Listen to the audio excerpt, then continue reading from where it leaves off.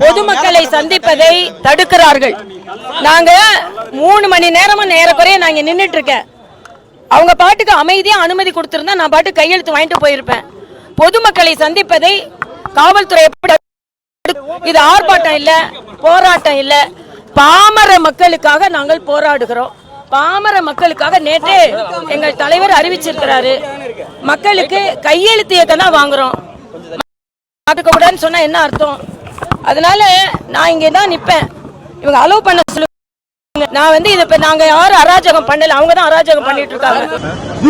நீங்க எதுக்குமா நான் என்ன தீவிரவாதி மாதிரி என்ன ரவுண்ட் பண்ணிட்டு உட்கார்ந்திருக்கீங்க? நான் பொதுமக்கள் நான் நின்னுட்டு இருக்கேன்.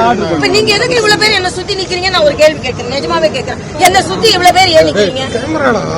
நான் யாரு? நான் தீவிரவாதியா? எதுக்கு நிக்கிறீங்க நான் கேட்கிறேன். இது எம்ஜிஆர் நகர். நான் இந்த ஏரியால 40 வருஷமா இருக்கேன். அந்த பிளாட்ஃபார்ம்ல நான் நின்னுகிட்டு இருக்கேன். இப்ப என்ன சுத்தி ஏன் இவ்வளவு பேர் நிக்கிறீங்க? எனக்கு புரியல. நாங்க ஏற்கனவே சொல்லிட்டோம், இது அஜிடேஷன் கிடையாது. அமைதியா நாங்க கையெழுத்து வாங்கிட்டு இருக்கோம். எனக்கு தெரியும், எனக்கு தெரியறதுனாலதான் நான் இறங்கிருக்கேன். இது அன்லாஃபுல்னஸ் என்னப்பா இருக்குது? நான் என்ன, எனக்கும் சட்டம் தெரியும் தம்பி.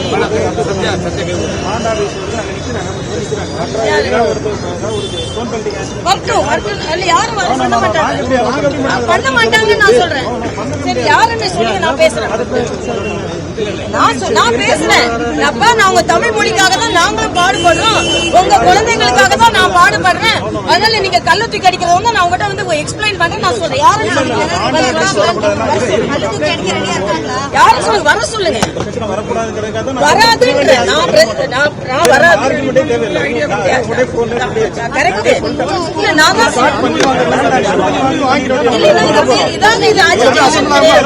தான் அஜிடேஷனும் கிடையாது.